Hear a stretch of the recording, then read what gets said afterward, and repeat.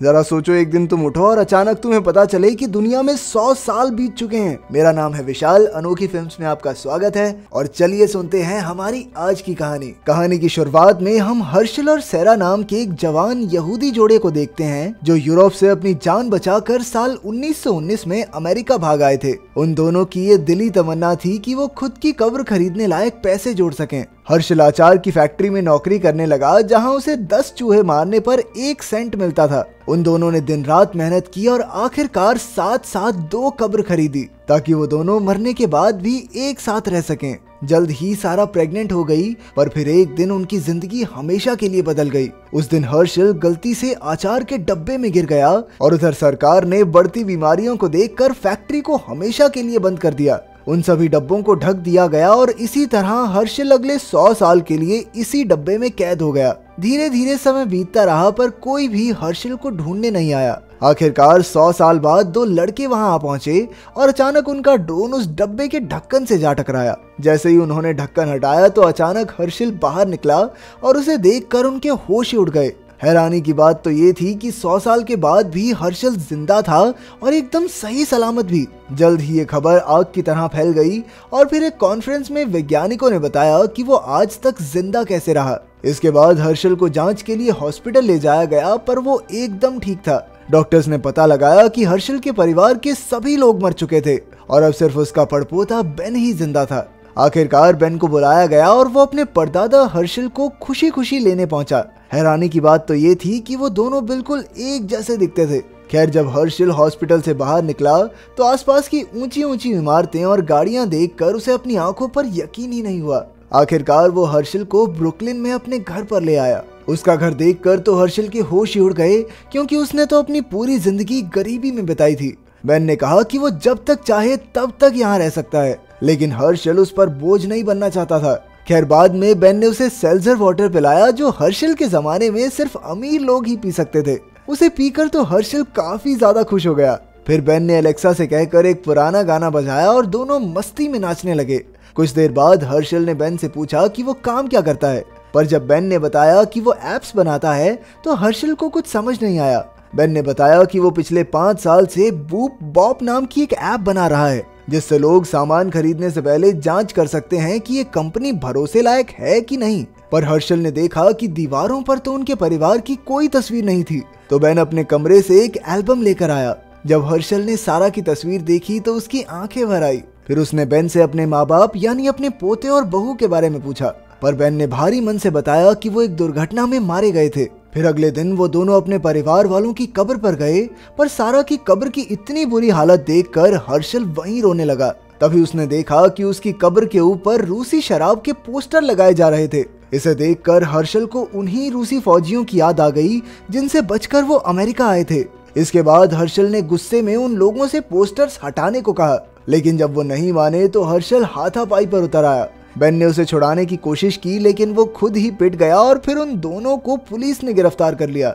आखिरकार बेन ने बहुत सारा पैसा देकर अपनी और हर्षल की बेल करवाई। फिर हर्षल ने बेन से कहा कि उसे अपनी ऐप के लिए किसी इन्वेस्टर से पैसे मांगने चाहिए, लेकिन वहां जाते ही बेन का दिल टूट गया क्योंकि उसके गिरफ्तार होने की वजह से कोई भी इन्वेस्टर उसकी ऐप में पैसा लगाने को तैयार ही नहीं था। बेन ने गुस्से में आकर इसका इल्जाम हर्षल पर लगाया, पर हर्षल तो चाहता था कि बेन ये ऐप वैप बनाना छोड़कर उसके साथ अचार का बिजनेस शुरू करे। इससे बेन को और गुस्सा आ गया और उसने गुस्से में कहा कि अगर परदादी आज जिंदा होती ना तो कहती कि क्या नल्ला पति मिला मुझे। उसी पल हर्षल ने ठान ली कि वो अचार का इतना बड़ा बिजनेस बनाएगा कि उसके मरे हुए परिवार वालों को भी उस पर गर्व होगा। उसने बेन से वादा किया कि वो इतने पैसे कमाएगा कि सारा की कब्र के ऊपर लगे उन पोस्टर्स को खरीद कर हटा सके। उसने भी ताव में कह दिया कि बेन इस परिवार के नाम पर कलंक है और वहां से चला गया। सबसे पहले वो किराने की दुकान पर खीरे खरीदने पहुंचा, लेकिन वो उसकी औकात से बहुत महंगे थे। फिर बाहर उसकी नजर कूड़ेदान पर पड़ी जहां उसे पैकेट में कुछ खीरे दिखाई दिए। उसने तुरंत वो खीरे उठाए और इसी तरह शहर के कई कूड़ेदानों में घूमकर अचार बनाने का सारा सामान इकट्ठा कर लिया। फिर उसने एक रेडी पर सामान रखकर नमक और बारिश का पानी मिलाया और आखिरकार खीरे का अचार बनकर तैयार। इसके बाद उसने सड़क किनारे अचार का ठेला लगाया और अपना पहला डिब्बा $4 में बेचा। उसने किसी भी केमिकल का इस्तेमाल नहीं किया और यह अचार दुकान से काफी सस्ता था, इसीलिए जल्द ही उसके ठेले पर ग्राहकों की भीड़ लग गई। हर्षल ने लोगों से कहा कि वो अचार खत्म होने के बाद उसी डब्बे में फिर से अचार भरवा कर ले जाएं। दरअसल ये कुछ और नहीं, सिर्फ उसकी कंजूसी थी। लेकिन लोगों को लगा कि उसे अपने आसपास की प्रकृति की बहुत चिंता है। देखते ही देखते लोगों ने उसके बिजनेस के बारे में सोशल मीडिया पर डालना शुरू कर दिया और जल्द ही उसके इतने कस्टमर बढ़ गए कि उसने सोचा ही नहीं था। उधर बेन अपनी ऐप के काम में आगे नहीं बढ़ पा रहा था और जब उसे हर्षल के नए बिजनेस की खबर मिली तो वो जल उठा। एक दिन उसने हेल्थ डिपार्टमेंट में फोन करके शिकायत कर दी कि हर्षल अपना अचार कूड़ेदान से उठाए सामान से बनाता है। फिर अगले ही दिन हेल्थ डिपार्टमेंट ने उसका ठेला बंद कर दिया और उसे $12,000 का जुर्माना भरना पड़ा। अब उसके पास कुछ नहीं बचा था, पर तभी उसके 2 ग्राहकों ने उसे सलाह दी कि उसे कुछ इंटर्न्स काम पर रख लेने चाहिए। उन्हें पैसे भी नहीं देने पड़ेंगे और काम भी हो जाएगा। इससे हर्षल की उम्मीद फिर से जाग उठी। हालांकि उसे लग रहा था कि ये तो गुलामी जैसा सा काम हो गया कि काम भी पूरा ले रहे हैं और पैसे भी नहीं मिल रहे, लेकिन फिर भी बिजनेस चलाने के चक्कर में उसने कुछ इंटर्न्स को काम पर रख लिया। जल्द ही वो हेल्थ डिपार्टमेंट के नियमों के मुताबिक अचार बनाने लगे और हेल्थ डिपार्टमेंट ने उसके बिजनेस को हरी झंडी दे दी।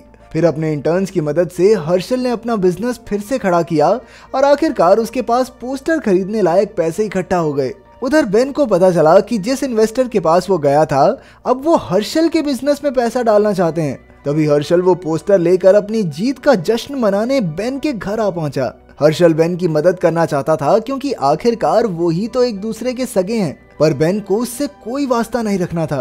तभी बातों बातों में हर्षल ने कह दिया कि पोलैंड के लोग तो बेवकूफ होते हैं, और ये सुनकर बेन को एक और खुराफात सूझी। उसने हर्षल को ट्विटर अकाउंट बनाने की सलाह दी और उस रात हर्षल ने धड़ाधड़ धर्म, औरतों और शादी जैसे मुद्दों पर अपनी साल 1900 वाली पुरानी सोच के ट्वीट्स डाल दिए। इससे नाराज होकर कई लोग अगले दिन उसके बिजनेस का बहिष्कार करने लगे और तो और उसके इंटर्न्स भी उसके खिलाफ हो गए थे। लेकिन इसके बाद भी हर्षल अपनी सोच पर कायम रहा और कुछ ही दिनों में पुरानी सोच वाले लोगों ने उसे अपना हीरो बना लिया। फिर एक दिन उसे एक कॉलेज प्रोफेसर के साथ डिबेट के लिए बुलाया गया।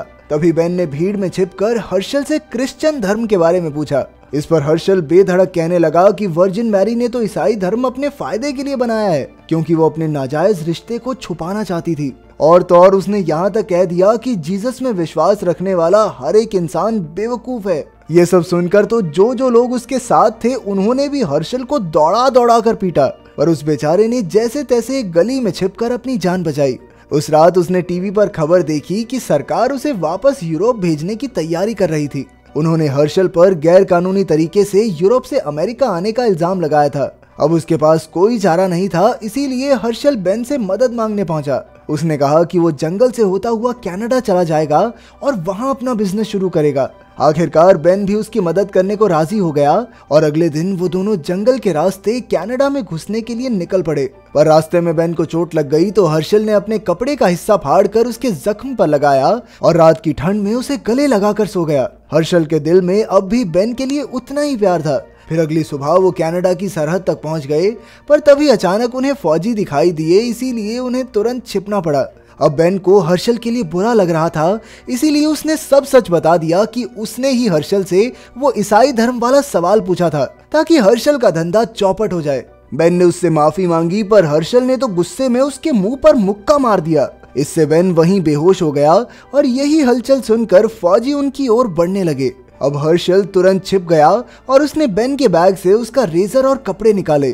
कुछ ही पलों में उसने दाढ़ी काट कर बेन का भेष बना लिया और फौजियों को चकमा देकर निकल गया। उधर जब फौजियों को बेन मिला तो उन्होंने उसे हर्षल समझकर गिरफ्तार कर लिया। इसके बाद बेन पर मुकदमा चलाया गया, पर बेन की कहानी पर किसी को विश्वास नहीं था। आखिरकार असली हर्षल की जगह उसे ही वापस यूरोप में एक गाँव में छोड़ दिया गया। यहाँ बेन बिल्कुल अकेला पड़ गया, क्योंकि कोई भी अंग्रेजी नहीं बोलता था। आखिरकार वो चलते चलते यहूदियों के मंदिर में आ पहुंचा। वहीं दूसरी ओर हर्षल को अपने पड़पोते के लिए बहुत बुरा लग रहा था। वो बेन के घर गया और वहां रखी पुरानी तस्वीरों को देखने लगा। तभी अचानक उसे एक ड्राइंग मिली जो बेन ने बचपन में बनाई थी। बेन ने अपने माता पिता को बूप और बॉब नाम दिए थे। तब जाकर हर्षल को एहसास हुआ कि बॉब अपने माता पिता के नाम पर ही वो ऐप बना रहा था। उसे समझ आया कि वो उनसे कितना प्यार करता है, और हर्षल बिना बात ही उसे अपने परिवार पर कलंक समझता रहा। अब उसने खुद यूरोप जाकर बेन को वापस लाने का फैसला किया। उधर मंदिर में लोगों ने बेन को अपने मरे हुए परिवार वालों को श्रद्धांजलि देने को कहा, जिससे बेन काफी भावुक हो गया। पर तभी हर्षल वहाँ आ पहुंचा और उसने बेन से दिल से माफी मांगी। उसने कहा कि बेन के माँ बाप को जरूर उस पर नाज होगा। आखिरकार बेन मान गया और वो दोनों एक तालाब पर घूमने गए जहाँ हर्षल और सारा 100 साल पहले जाया करते थे। यहाँ उन दोनों ने मिलकर फिर से अचार का बिजनेस खोलने का फैसला किया और बेन ने बिजनेस के लिए वेबसाइट बनाने का जिम्मा उठाया।